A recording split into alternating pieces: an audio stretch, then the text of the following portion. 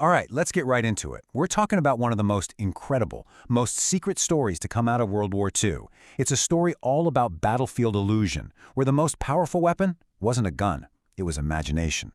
So, picture this. It's September 1944. The Allied push across France just stops, dead in its tracks. Why? Because a huge, gaping hole has opened up in General Patton's front line. And guess who's sitting just miles away? An entire German panzer division, just getting ready to punch right through and completely wreck the Allied advance. So what's standing in their way? I mean, what's holding this incredibly critical line against thousands of German soldiers and their tanks?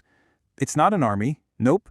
It's just this tiny, kind of experimental American unit, only 1,100 guys, and they're armed with, well, not much more than their wits and a few machine guns. Their job?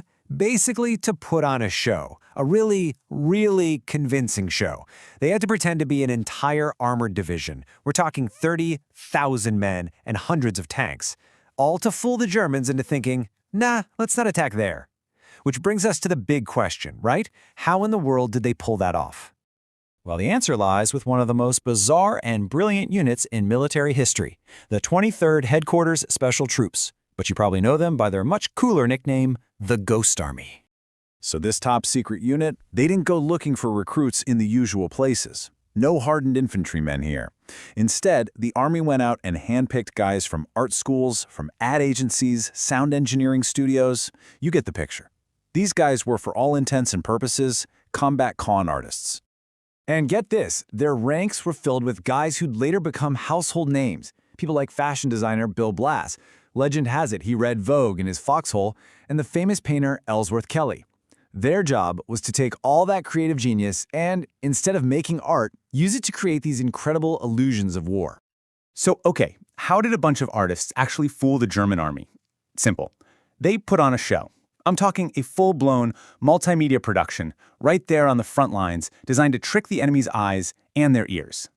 First up, visual deception.